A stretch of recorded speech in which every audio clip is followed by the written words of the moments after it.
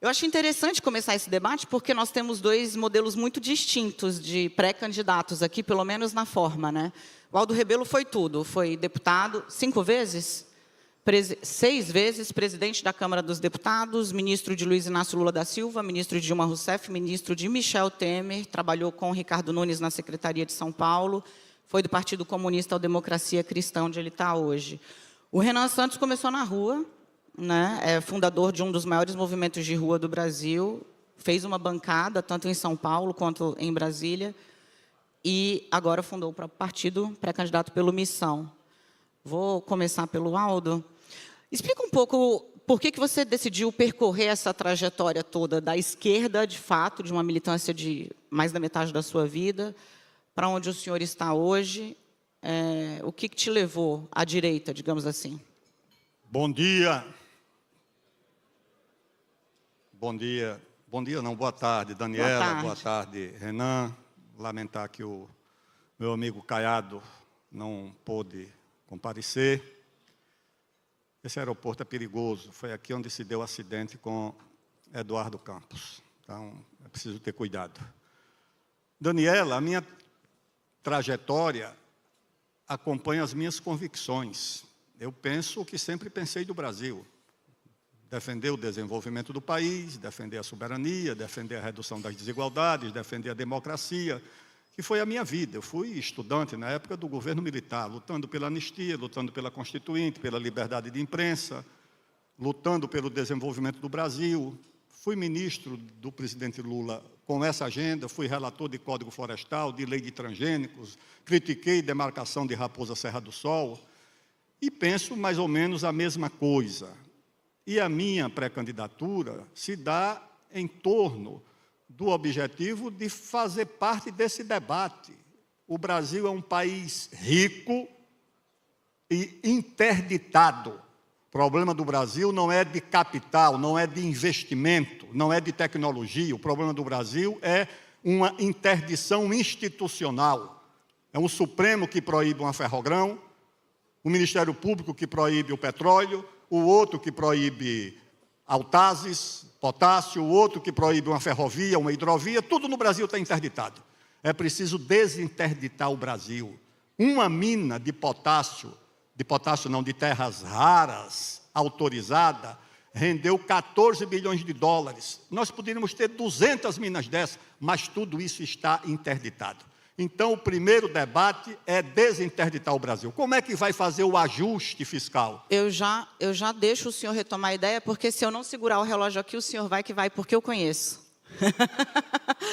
O senhor fala que o Brasil está interditado e que isso é um problema institucional. Renan, muita gente vê o MBL como parte dessa disrupção, digamos assim, né? Que ganhou as ruas em 14, 15, 18 deu o fruto institucional mais forte, foi o Bolsonaro presidente.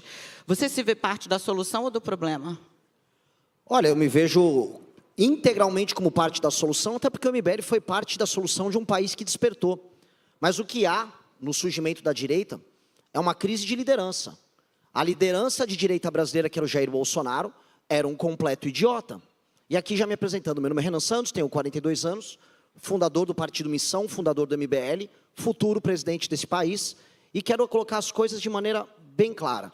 Todo mundo perdeu tempo e gastou muito tempo no debate político brasileiro, discutindo um projeto morto, que é o projeto das esquerdas brasileiras, e a resposta a isso, que foi um projeto natimorto, que é o projeto do bolsonarismo, que nunca teve proposta para o Brasil. E muita gente falou, a resposta a isso seria a polarização. Ah, não, tem uma polarização e nós vamos ficar presos nisso. Alguns dos pré-candidatos que deveriam estar aqui presentes, o Zema e o Caiado, adotaram um caminho. O caminho de seguirem na sombra do Bolsonaro. É um jogo. Flávio Bolsonaro foi pego no escândalo, eles nada... O Zema ensinou, olha, isso está meio errado. Não está meio errado. Flávio Bolsonaro é um escroque desde sempre, me desculpe os termos aqui, são pessoas elegantes que estão aqui presentes, mas é isso. E nós não podemos permitir que escroques assumam a presidente da República e tampouco um grupo político que está presente hoje, o petismo, que vai ficar rifando o nosso futuro. Nosso futuro pode ser incrível e glorioso. Em 30 anos, o Brasil tem que ser uma das 5 maiores nações do mundo. E eu estou propondo, junto com uma geração toda nova, não à toa lidero essa geração nas pesquisas, um tipo de Brasil que vai poder enfrentar todos esses problemas, enfrentar a questão das terras raras, ganho de produtividade e assim construir um grande futuro. Então vamos começar bate-bola rápido aqui. Aldo falou de ajuste. Pré-candidato, começa o ajuste fiscal por onde? Pela receita, tá certo. Tem que ser pela retomada do crescimento. Você pode cortar despesa? Pode. Vai enfrentar resistência do Judiciário, do Supremo, das corporações, mas pode cortar despesa. O desperdício é grande.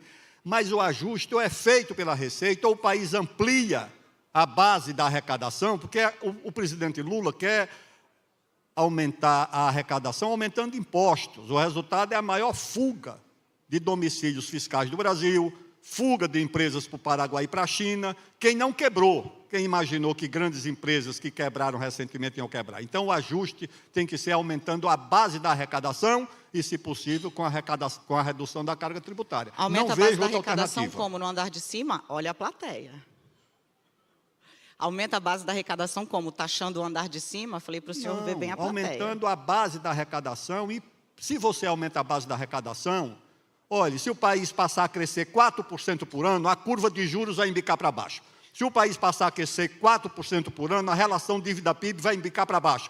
E aí você pode reduzir, inclusive, a carga tributária para evitar que as nossas empresas vão para a Guiana, vão para o Paraguai, vão para a China. Você pode fazer isso aqui. Então, o ajuste é aumentando a receita pelo crescimento da economia. Qualquer economista sabe disso. 4% de crescimento, o Brasil não terá problema para enfrentar. Renan Santos, é fato, se foi eleito o seu ministro da Fazenda, é o Kim Kataguiri, qual é a receita do crescimento ou do ajuste fiscal dele? Seria um ministro maravilhoso, Kim Kataguiri, o deputado que protocolou a PEC, que resolve a questão na área da despesa. Vou discordar do meu amigo Aldo. Nós temos que fazer um ajuste na área da despesa, e a PEC protocolada que já endereça esse assunto é uma PEC de 3,3 trilhões em economia em 10 anos, é uma PEC justamente que o Kim começou a endereçar. Temos que começar a andar pela área da despesa, porque temos que dar um choque de credibilidade nas contas públicas do Brasil. O choque de credibilidade vem, os investimentos vêm, e a gente tem as duas coisas ao mesmo tempo, que é o crescimento somado ao fim da tensão no longo prazo para os investidores, entendendo que o Brasil será um país capaz de arcar com seus compromissos.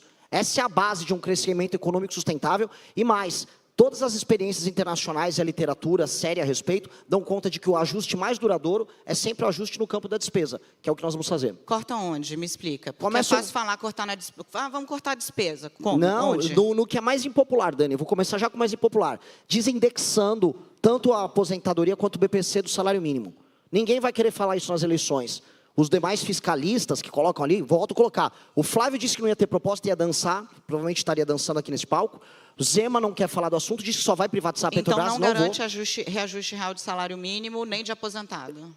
O reajuste é feito na inflação e o presidente pode fazer o ajuste real. O que não dá para ter são os gatilhos automáticos. Gatilho automático acabou. Desvinculação. Temos que fazer uma nova reforma da Previdência e tem que ter coragem de fazer isso e falar isso em público, igual o Milei falou. Não adianta a gente se esconder, senão a gente vai meter um estelionato eleitoral no eleitor, e eu não estou afim de fazer isso. Gostei do ritmo, Aldo. Reforma da Previdência 3.0, 4.0, o Lula fez duas, mais ou menos, né? Temer tentou, Bolsonaro teve, Paulo Guedes a versão dele. Como faz? Porque a conta não fecha ainda. O problema econômico é parte do problema político. O Brasil vive um ambiente, uma situação onde quem tem poder é concedido por uma norma, por uma Constituição. A autoridade é concedida por uma biografia, por um comportamento. Respeito entre as instituições tem que ser pelo poder, mas também pela autoridade. No Brasil, infelizmente, quem tem poder não tem autoridade. E é preciso recuperar, no exercício do poder, a autoridade de quem o exerce, que no Brasil acabou, no Congresso, no Executivo e no Supremo Tribunal Federal. Essa é que é a verdade. Da Previdência ele não falou, mas falou de Judiciário. Eu quero saber, reforma do Judiciário é uma pauta que está em voga hoje. Qual é a sua? Claro que a reforma do Judiciário tem que começar com uma emenda à Constituição, que tem que ser apresentada no primeiro dia do governo, um emendão, eu chamo de emendão. Todos os artigos que dão ao Supremo o poder de interferir e substituir os demais poderes têm que ser revogados, senão o país se torna ingovernável. O Supremo é quem decide se tem CPI, se não tem. O Supremo é quem decide sobre matéria tributária. O Supremo é quem decide sobre orçamento. Isso não está na Constituição, isso se chama usurpação de atribuições e gera, não é apenas insegurança jurídica, isso é pior, é insegurança institucional entre os poderes. Eu ou tenho você dúvida enfrenta se isso ou o país é amplia ingovernável. ou diminui a insegurança institucional, mas quero ouvir qual é a sua proposta de reforma do Judiciário, Renan? O Judiciário tem que cumprir apenas o papel de guardião da Constituição e de ator que discute temas abstratos ligados à questão da constitucionalidade, e não mais como última instância do processo legislativo. E mais, ministros do STF não podem ter escritórios ligados a eles fazendo negócio por aí, todo mundo sabe que isso ocorre. Decisões monocráticas têm que acabar, tem que haver filtro de entrada, são 8 mil ações que rolam no STF brasileiro, enquanto na Suprema Corte Americana são 50. Nós temos que criar uma corte que cuide do tal do foro privilegiado, feita por desembargadores com mandato de no máximo de 2 anos. E concordo na temporalidade com o ministro Aldo. Tem que ser logo no início do mandato. Um presidente que chega com moral, coisa que infelizmente os que estão primeiro nas pesquisas não têm, ele tem que chegar com essa moral e não para guerra com a STF. Eu não quero guerra. Eu quero que todo mundo tenha suas atribuições. E aí sim o poder executivo recupere seu poder de executar. Porque o que o Brasil está faltando é poder de execução. É fazer as coisas acontecerem. Minha geração está de saco cheio de ver as coisas acontecerem no nosso país. Deixa eu puxar vocês para o plano terreno, porque o Missão Partido Novíssimo vai para a primeira eleição agora, e o Democracia Cristã, partido antigo, nunca teve uma representação que pudesse garantir uma base para qualquer governo. E vamos olhar o Congresso de hoje, né? Nem Bolsonaro teve maioria tranquila, nem Lula teve maioria tranquila. Na verdade, tranquilidade é uma coisa que não tem desde que o Congresso... Oi, Rodrigo Maia... Inventou o orçamento impositivo, passou pelo secreto e agora está aí no meio do caminho. Como é que faz para governar sem base, Renan? Porque maioria você não vai ter. Vai ter que ter base. O presidente da República vai construir base. Meu partido hoje é um partido basicamente pequeno, porque ele tem 6 meses de idade, mas, na hipótese cada vez mais provável de vencer a eleição, o meu partido formará a maioria. Eu também terei inúmeros deputados eleitos por ele. E eu vou conversar com as lideranças partidárias em Brasília, sem medo de composição, Daniela. O que eu não vou ter é composição baseada nesse jogo imundo que está rolando hoje. Não dá. O Brasil não pode ser tocado pelo Centrão, e eu digo mais, quem manda na lógica atual do Centrão são os parlamentares dos estados menos... Mas vai negociar com quem, Renan? Porque o partido que mais cresceu no Brasil é o PSD, o MDB, vou conversar com eles. Só que eu não vou conversar com a banda podre. Todos os partidos têm nomes bons para indicar. Não tenho problema nenhum em trabalhar com eles. O problema que eu vou ter é ser indicado no sistema de incentivo mais imundo que tem, que é baseado na troca de favores mais baixa.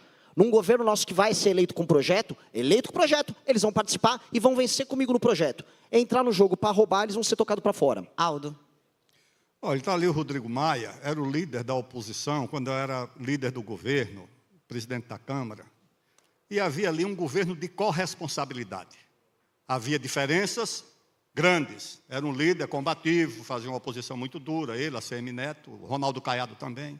Mas a gente dialogava. Eu fui no casamento do ACM Neto. Imagina hoje uma reunião social entre líderes de governo e de oposição. Quando o Brasil atravessou a regência, com guerras civis simultâneas, o Dom Pedro II chamou o Marquês de Paraná e disse, faça um gabinete de conciliação. O país voltou a crescer, teve paz, fez ferrovias. O Brasil precisa de um governo de conciliação, um governo de união nacional, que não vai sepultar as diferenças, elas vão continuar existindo. Mas será que o país não tem nada em torno do que se unir? Será que retomar o desenvolvimento não une o país? Empresário, trabalhador, classe média? Será que o país reduzir desigualdades não une o país? Eu sei que isso aí pode ser uma coisa... O romantismo, que eu não vejo outra forma de fazer política, tem que ter romantismo. Um governo de união nacional, um gabinete de conciliação que deixa o país respirar em torno do que une, porque os problemas unem o país. Se os problemas unem, pelo menos uma parte da solução tem que unir. Então fica aí para quem tiver esse desafio, pensa nisso, senta, conversa, discute, as divergências são essas, Perfeito. Mas isso aqui une o país, como nós tivemos condições de fazer durante muito tempo lá no Congresso Nacional. Eu não quero deixar Vossas Excelências saírem daqui sem falar do assunto que preocupa muito o brasileiro hoje, que é segurança pública. Então, eu vou pedir licença ao João Camargo e à Camila. A gente tem ainda 10 segundos aqui, eu vou botar mais 1 minutinho no meu relógio. Renan, você falou até em pena de morte no Brasil. Estrutura para a gente rapidamente aí qual é a sua ideia para a segurança pública. Gostaria de ter, mas precisaria de uma constituinte.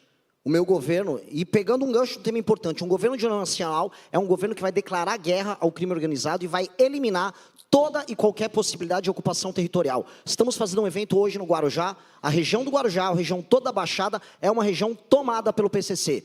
Membro do PCC, ou vivo na cadeia, ou morto, apenas para a eternidade. Esse é o papo. Ele cravou 30 segundos, Aldo. Eu creio que você tem que separar o que é o crime comum do crime organizado. O cidadão que comete um crime no trânsito, não tem antecedentes criminais, ele vai ter direito à audiência de custódia, habeas corpus, etc. O crime organizado não pode ter isso. Você tem que ter, dura a expressão, leis de exceção para o crime organizado, para que o Ministério Público, as polícias militares e civis e o judiciário possam agir com eficácia contra o crime organizado. Preciso interromper. Se não for assim, você não vai resolver o problema. Leis de exceção para o crime organizado, que a Justiça, a Polícia e o Ministério Público tenham condições de enfrentar, porque não pode ser tratado como mais um crime comum. Deixo aos colegas da imprensa a missão de, sem fazer propaganda partidária aqui, para o novo partido, deixo com vocês a missão de seguir questionando os pré-candidatos. Boa tarde.